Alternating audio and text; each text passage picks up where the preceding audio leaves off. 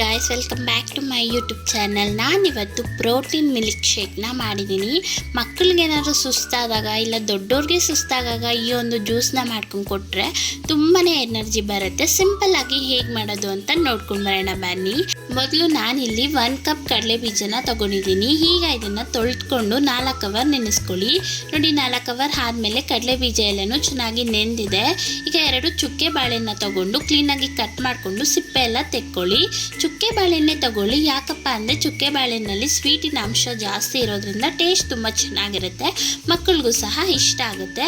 ನಿಮಗೆ ಯಾವ ಸೈಜಲ್ಲಿ ಬೇಕೋ ಆ ಸೈಜಲ್ಲಿ ಕಟ್ ಮಾಡ್ಕೊಳ್ಳಿ. 2 ಚುಕ್ಕೆ ಬಾಳೆಹಣ್ಣು ಕಟ್ ಮಾಡ್ಕೊಂಡಿದ್ದೀನಿ. ಈಗ ಒಂದು ಮಿಕ್ಸಿ ಜಾರ್ನ ತಗೊಂಡು 1 ಕಪ್ ತುರಿದಿಟ್ಕೊಂಡಿರುವಂಥ ಹಸಿ ಕೊಬ್ಬರಿನ ಹಾಕ್ಕೊಂಡು ಸ್ವಲ್ಪನೇ ನೀರು ಹಾಕ್ಕೊಳ್ತಾ ನುಣ್ಣಗೆ ರುಬ್ಕೊಂಡು ಬನ್ನಿ. ನೋಡಿ, ಈ ರೀತಿ ನುಣ್ಣಗೆ ಇರಬೇಕು. ಈಗ ಒಂದು ಪಾತ್ರೆ ಮೇಲೆ ಕಾಟನ್ ಬಟ್ಟೆನ ಹಾಕ್ಕೊಂಡು ರುಬ್ಬಿಟ್ಕೊಂಡಿರುವಂಥ ಕೊಬ್ಬರಿನೂ ಹಾಕ್ಕೊಂಡು ಈ ಥರ ಹಿಂಡ್ಕೊಂಡು ಹಾಲು ಮಾತ್ರ ತೆಕ್ಕೊಳ್ಳಿ. ಈಗ ಒಂದು ಮಿಕ್ಸಿ ಜಾರ್ಗೆ ನೆನೆಸಿಟ್ಕೊಂಡಿರುವಂಥ ಕಡಲೆ ಬೀಜ ಹಾಗೆ 2 ಚುಕ್ಕೆ ಬಾಳೆಹಣ್ಣು, ನಿಮಗೆ ಸ್ವೀಟಿನ ಅಂಶ ಜಾಸ್ತಿ ಬೇಕಂದರೆ ಇನ್ನೊಂದು ಆ್ಯಡ್ ಮಾಡ್ಕೊಬೋದು. ಈಗ ಇದಕ್ಕೆ ಪ್ಯೂರ್ ಜೇನುತುಪ್ಪನ ಹಾಕ್ಕೊಳ್ಳಿ. ಆದಷ್ಟು ಪ್ಯೂರನ್ನೇ ಯೂಸ್ ಮಾಡಿ. ಈಗ ಇದಕ್ಕೆ ಕೊಬ್ಬರಿ ಹಾಲು ತೆಕ್ಕೊಂಡಿದ್ವಲ್ಲ, ಆ ಒಂದು ಕೊಬ್ಬರಿ ಹಾಲನ್ನ ಸೇರಿಸ್ಕೊಂಡು ನುಣ್ಣಗೆ ರುಬ್ಕೊಂಡು ಬನ್ನಿ.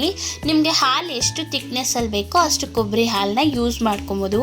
ನೋಡಿ, ಈ ರೀತಿ ರುಬ್ಕೊಂಡಿರಿ, ನುಣ್ಣಗೆ ಇರಲಿ ಆದಷ್ಟು. ನೋಡಿದ್ರಲ್ಲ ಗೈಸ್, ಇಷ್ಟು ಸಿಂಪಲ್ ಆಗಿ ಪ್ರೋಟೀನ್ ಮಿಲ್ಕ್ ಶೇಕ್ನ ಮಾಡ್ಬೋದು. ಮಕ್ಕಳಿಗೆ ಏನಾದರೂ ಸುಸ್ತಾಗ್ತಿದೆ ಅಂದರೆ ಈ ಒಂದು ಮಿಲ್ಕ್ ಶೇಕ್ನ ಕೊಟ್ಟರೆ ಅವ್ರಿಗೆ ಎನರ್ಜಿ ಸಿಕ್ದಂಗೂ ಆಗುತ್ತೆ. ಇದು ದೊಡ್ಡೋರಿಂದ ಹಿಡಿದು ಚಿಕ್ಕವ್ರವರೆಗೂ ತುಂಬಾ ಒಳ್ಳೆಯದು. ಓಕೆ ಗೈಸ್, ಇದಾಗಿತ್ತು ಇವತ್ತಿನ ಸಿಂಪಲ್ ರೆಸಿಪಿ. ಈ ಒಂದು ಸಿಂಪಲ್ ರೆಸಿಪಿ ಇಷ್ಟ ಆಗಿದ್ರೆ ಪ್ಲೀಸ್ ಲೈಕ್ ಮಾಡಿ. ಹಾಗೆ ನಮ್ಮ ಚಾನಲ್ನ ಯಾರೆಲ್ಲ ಹೊಸದಾಗಿ ನೋಡ್ತಿದ್ದೀರೋ ಪ್ಲೀಸ್ ಸಬ್ಸ್ಕ್ರೈಬ್ ಮಾಡ್ಕೊಂಡು ಬೆಲ್ಲೈಕ್ನ ಕ್ಲಿಕ್ ಮಾಡಿ.